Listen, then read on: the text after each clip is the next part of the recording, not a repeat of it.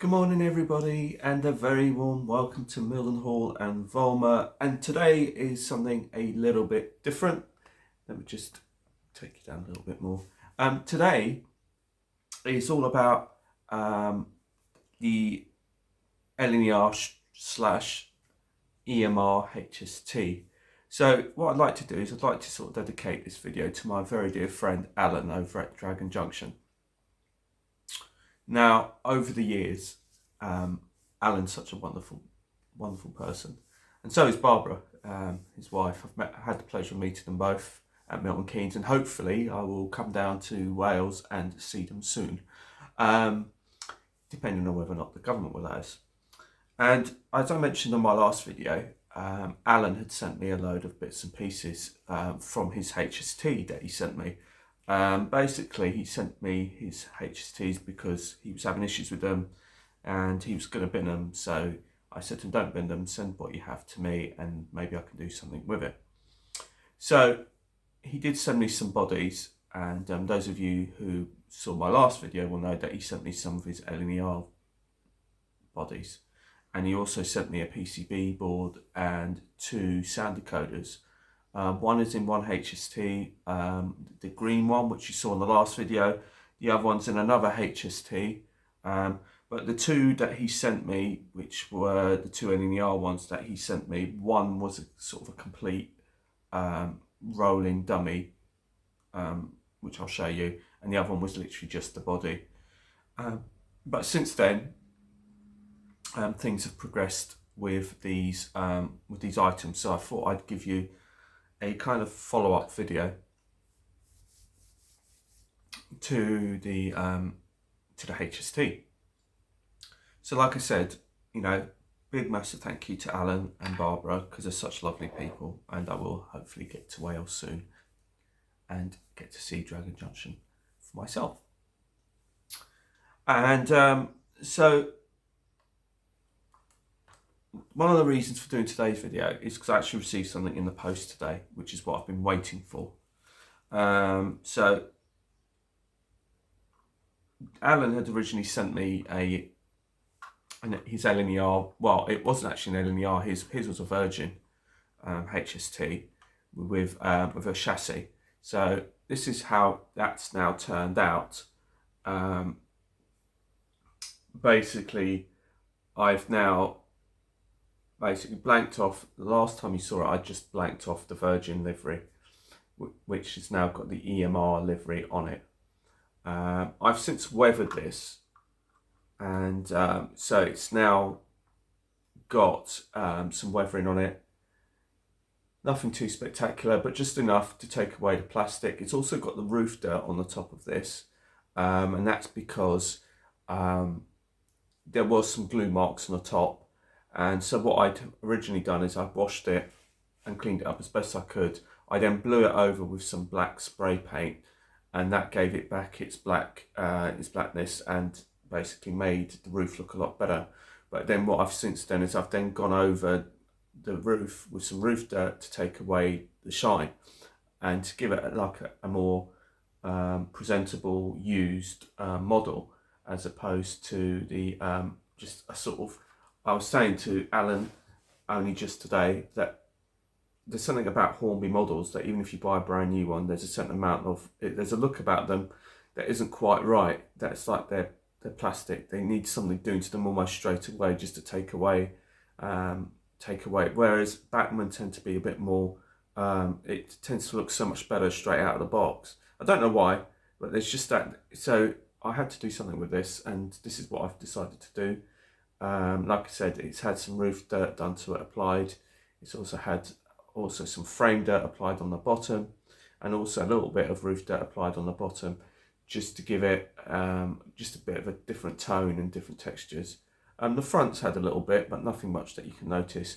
Now, the 2 power cars that come in this set was 43, 314 and 311. Now this one here is 314.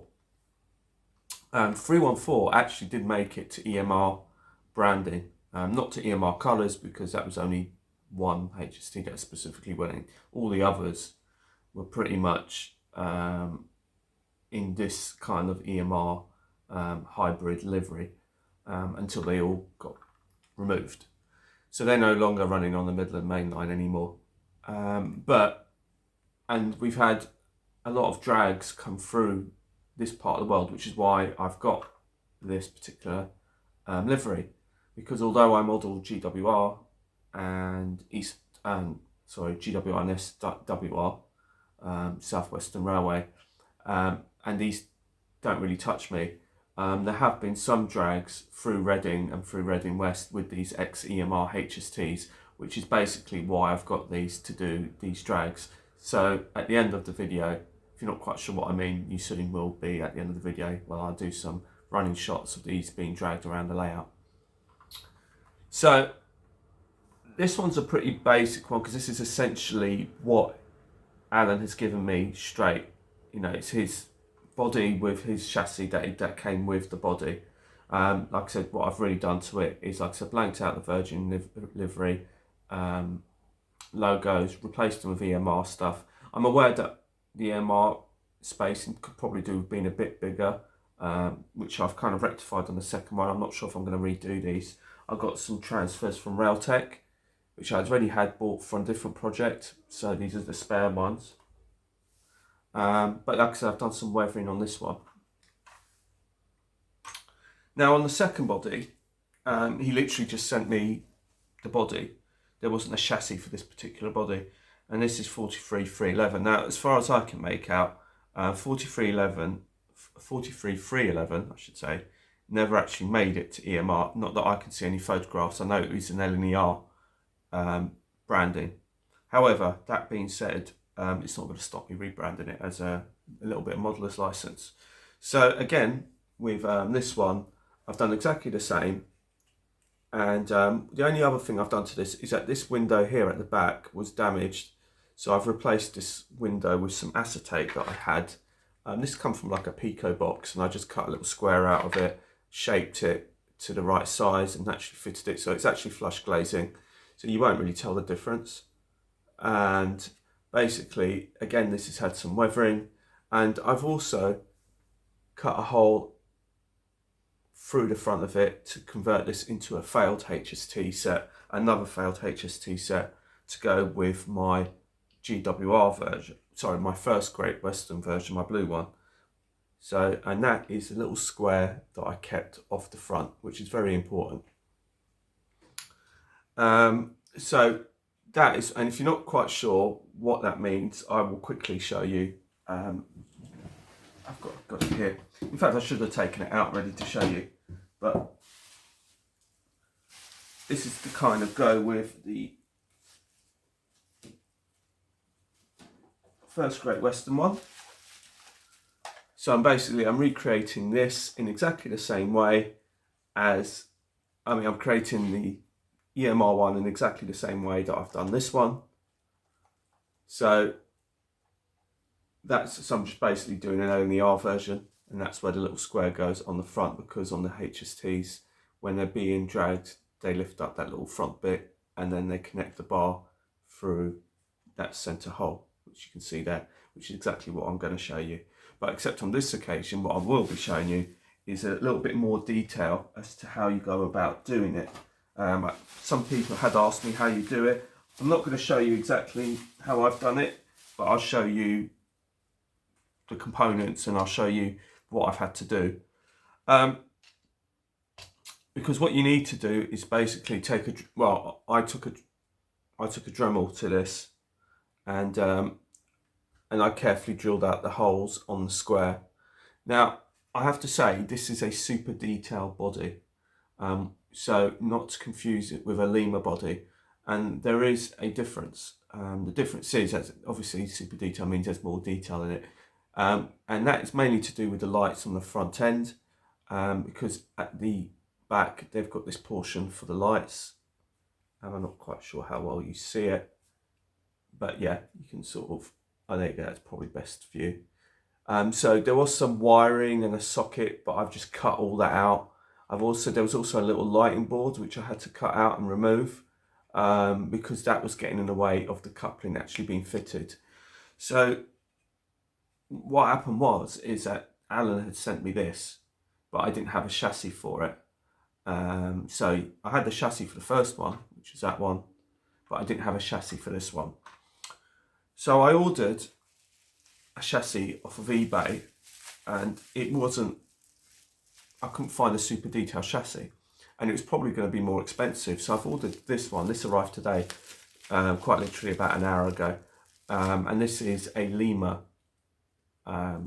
chassis, and basically it's as it says on the tin, it's a Lima chassis for a Lima body, but I'm trying to shoehorn a Lima chassis into a Hornby super detail body, which I've done, and I'll show you that. But first, I haven't actually opened this, so I'm hoping that what I bought is actually what I actually asked for.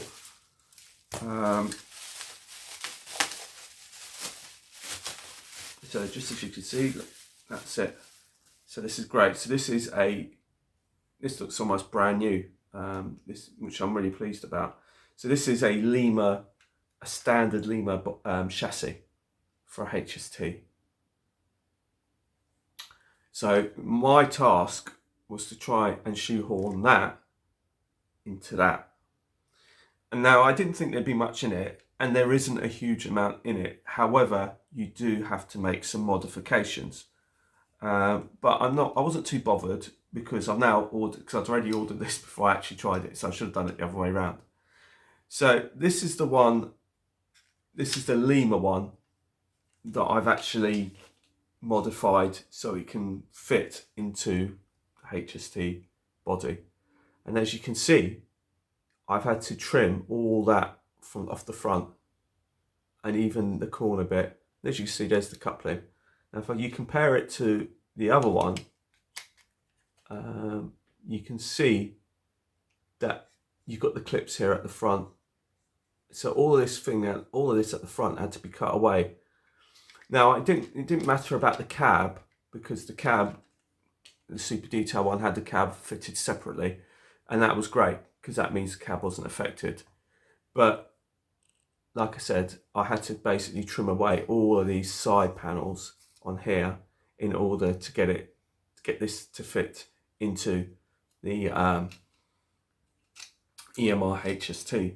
Now it is a very tight fit indeed, it really is. But the super detail body hasn't got the screw holes in the same places as the Lima chassis. But because it's such a tight fit, it doesn't need to even be glued in. It won't go anywhere. So basically, like I said, I've trimmed away the ends, and as you can see, there's a coupling that I've screwed onto the end. That the screws goes on the bottom. There's a screw on the bottom, and then basically this just slides in to the chassis. So I'm going to do that, and I'll be straight back with you. So it does take a little bit of manipulating, and you have to kind of slip it in at an angle first, and then get it in that way. So it's not that easy a job, but as you can see, it is a very tight fit. And then you have to kind of sort of almost compress it slightly in order to get it to fit in, but it will fit in. And there it goes. That is now in and not going anywhere. There you go. So now that's a hybrid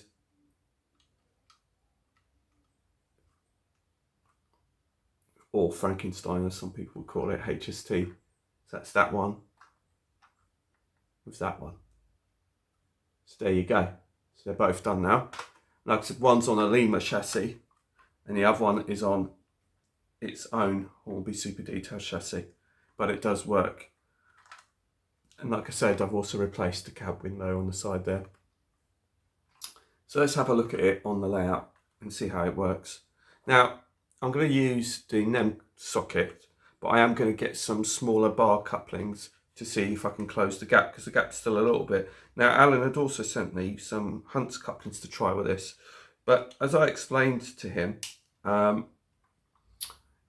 it's a bit tricky because if I use Hunt's couplings now, I need to have a dedicated loco for it, because none of my locos are on Hunt's couplings, and some of my locos are older Lima style ones, so they don't have the option of removing the D style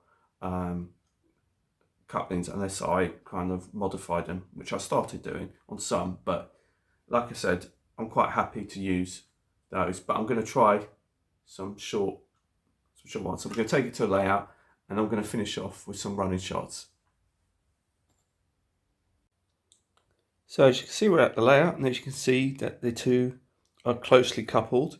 And the reason why they're so closely coupled is that there's a slight difference between the Lima and the Hornby Super Detailed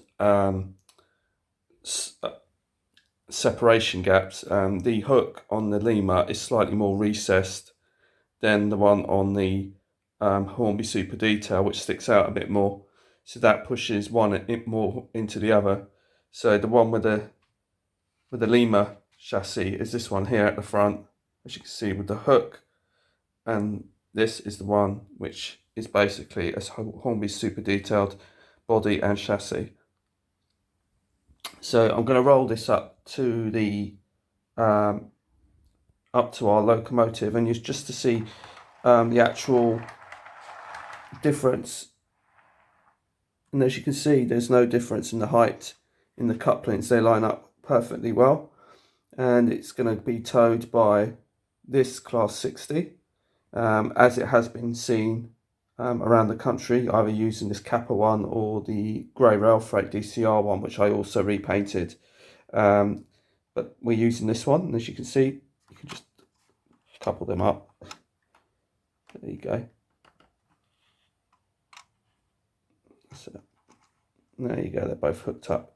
There you go, they're not going anywhere. Right, so we're going to give this a little run round, and I've also added the little square which I saved.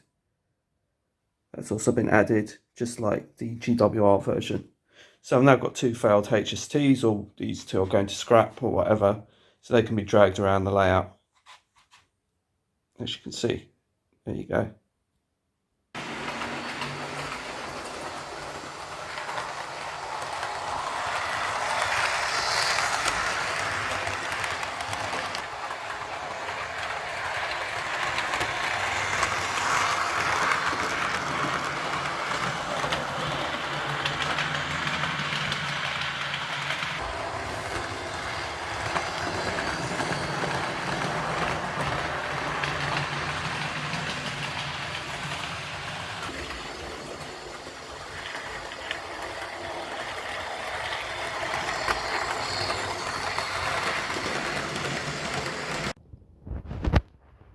As you can see, I've coupled these two up together face to face, but what I probably will do is I'll probably get a I was going to go and see Paul to get some short bars so I can connect these two together so they'll be a bit more closer.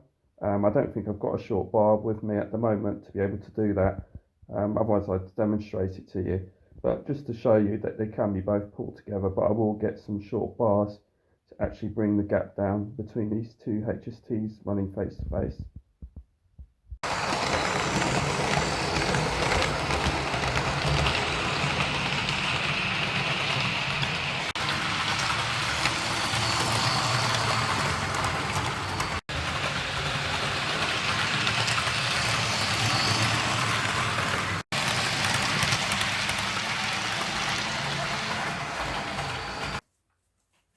So this concludes the end of the video. I hope you've enjoyed it and given you some ideas. And like I said, I need to get a shorter bar to see whether I can bring the gap down between the HSTs if I choose to run them all together.